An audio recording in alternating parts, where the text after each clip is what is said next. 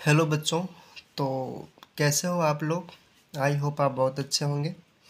और जो मैं आपको पहली वाली वीडियो जिसके बारे में मैंने आपको प्रेजेंट पार्टिसिपल और परफेक्ट पार्टिसिपल मैंने आपको बताया, आशा करता हूँ कि आप वो पहली वाली वीडियो को आप देख चुके होंगे। ठीक है।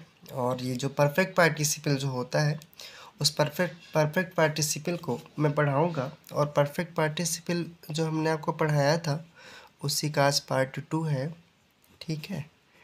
परफेक्ट पार्टिसिपल, इसी का बच्चा पार्ट 2 आज मैं आपको बताऊंगा। ठीक।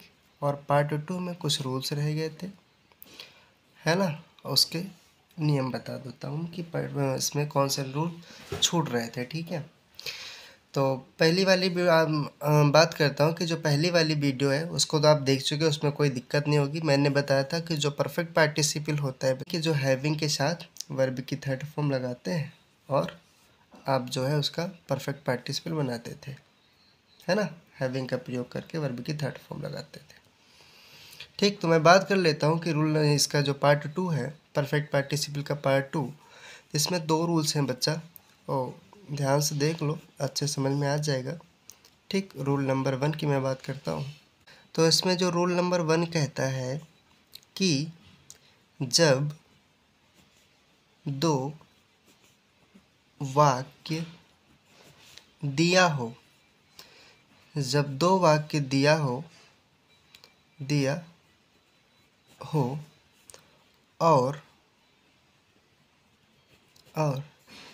पहले वाले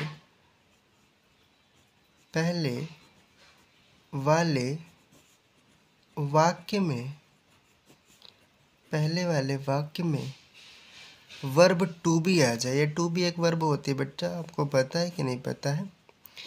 टू बी आ जाए। टू बी का मतलब मैं आपको बता देता हूँ क्या होता है। सबसे पहले ये जान लो, इज, एम, आर, है ना। इज, एम, आर, वॉज, उसके बाद बेटा आता है वर।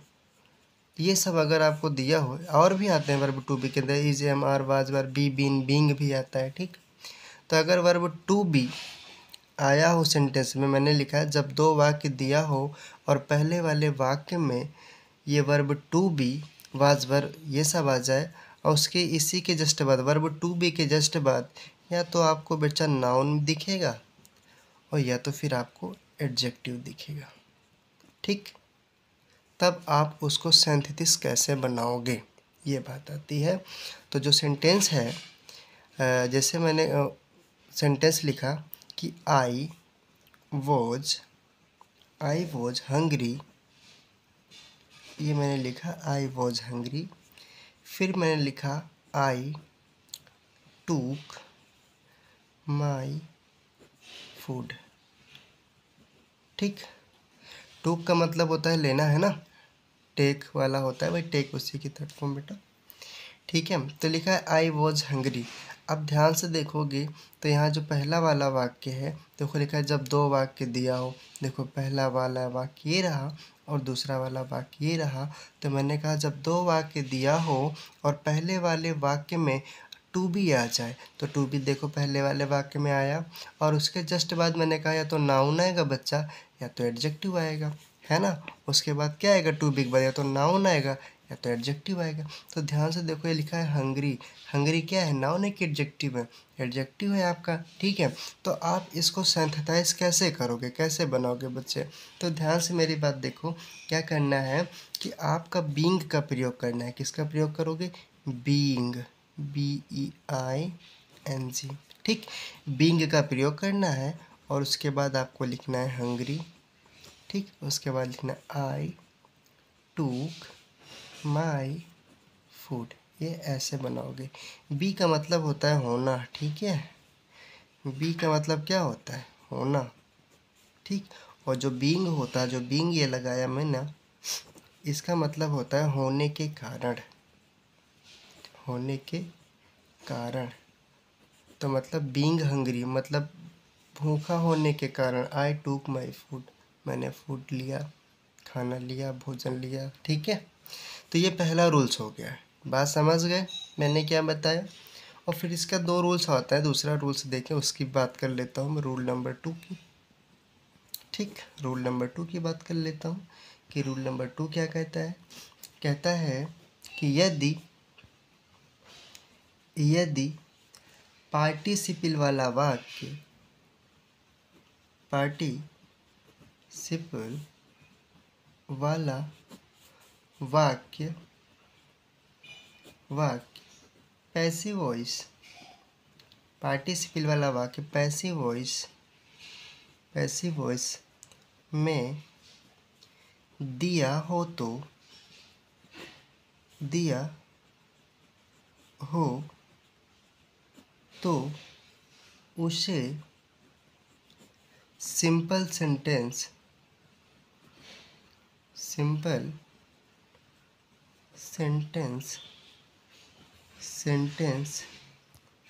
समय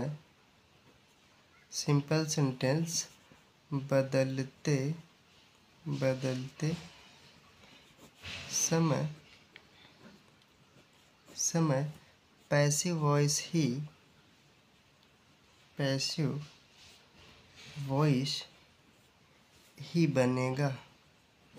ठीक, इसका मतलब नहीं समझ पा रहा हूँ क्या लिखा मैंने लिखा कि यदि पार्टिसिपल वाला वाक्य पैसिव वॉइस में दिया हो तो उसे सिंपल सेंटेंस बदलते समय पैसिव वॉइस ही बनेगा।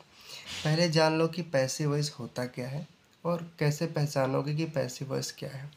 तो अगर आपको भी मैंने बताया कि वर्ब टू बी जो होता है, अभी यहाँ पे टू बी मैंने बताया क्या होता है।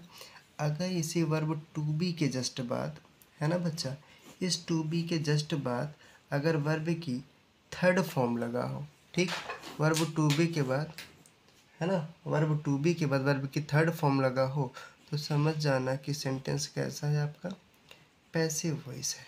ठीक, क्या है, पैसिव वॉइस है। ये आपको पहचानने का तरीका मैंने बता दिया। ठीक है, अब देखो बनाना कैसे है। तो बनाओगे कैसे, तो इतनी बात आपको समझ गए कि पैसिव वॉइस कैसे होगा। तो मैं लिख देता हूँ, अगर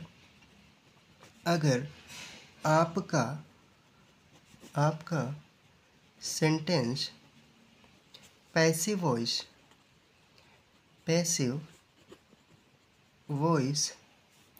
हो तो हैविंग के साथ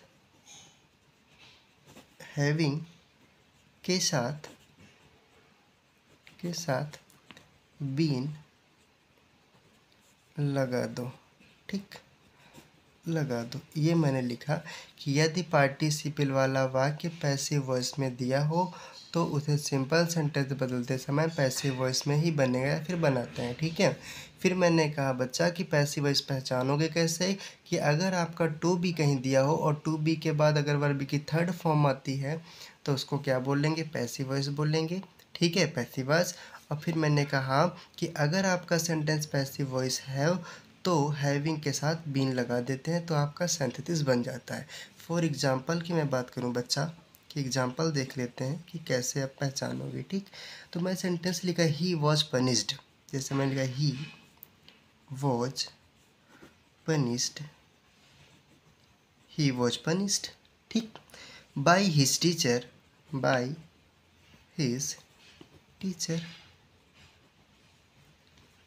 ठीक। फिर उसके बाद लिखा ही फेल्ट सॉरी,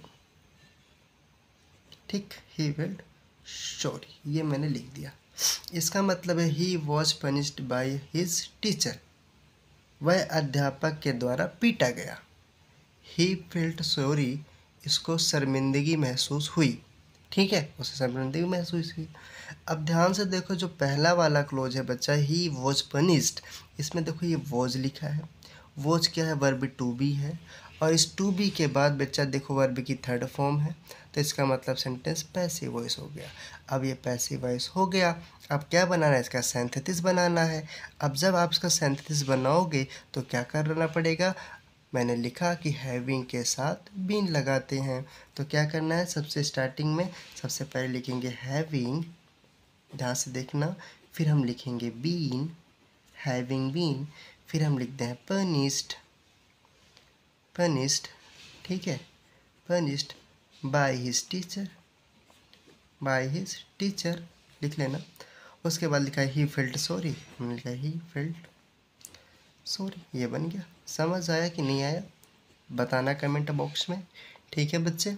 और ये मैंने आपको बता दिया जो परफेक्ट पार्टिसिपल के दो रूल्स थे, ये मैंने बहुत अच्छे से आपको बता दिया। एक बार कहो तो मैं पुनः डायल कर देता हूँ, ध्यान से देखना, ठीक है। मैंने कहा जब दो वाक्य दिया हो और पहले वाला वाक्य में वर्ब टू बी दिया होगा, टू बी क्या होता है, is am are was were be been being, और उसके जस्ट बाद अगर नाउन या फिर एडजेक्टिव दिया होता है तो कैसे आप उसका सिंथेसाइज बनाओगे। तो मैंने कहा अगर वर्ब टू बी दिया हो, या तो नाउन होगा या तो प्रोन एडजेक्टिव होगा वर्ब टू बी के बाद, तब आपको बीइंग का प्रयोग करना है। किसका, बीइंग का प्रयोग करना है आपको, फिर आप सेंटेंस बना लोगे। दूसरा रूल्स मैंने आपको बताया कि रूल नंबर 2 ये है बेटा, यदि पार्टिसिपल वाला वाक्य पैसिव वॉइस में होगा तो कैसे बनाओगे। तो पैसिव वॉइस कैसे पहचानोगे, मैंने आपसे बोला टू बी के जब बाद जस्ट वर्ब की थर्ड फॉर्म होगा तो पैसिव वॉइस होगा। फिर मैंने आपसे कहा कि अगर ये पैसिव वॉइस हो तो बनाओगे कैसे, तो मैंने कहा हैविंग के साथ बीन लगा देते हैं बच्चा। देखो हैविंग के साथ बीन लगा दिया और उसके बाद बाकी सेम कॉपी कर दिया। इस तरह से आपके दोनों रूल्स परफेक्ट पार्टिसिपल के समाप्त होते हैं, ठीक। और परफेक्ट पार्टिसिपल क्या होता है इसकी क्लास मैंने आपको पहली वाली वीडियो में बताया, तो उसको पढ़ने के बाद तब इधर पढ़ लेने का, ठीक है। तो आज के लिए बच्चा इतना ही, और अच्छे से पढ़ते रहिए, और जो नहीं आता है वो आप मेरे से पूछ लेना कमेंट बॉक्स में, या नहीं आता है या फिर कुछ भी पूछना, अगर इसके अलावा भी कुछ पढ़ना है तो फिर आप बता देना मेरे को, ठीक है। तो बच्चे आज के लिए इतना ही, पढ़ते रहिए, मुस्कुराते रहिए, आराम से, जय हिंद।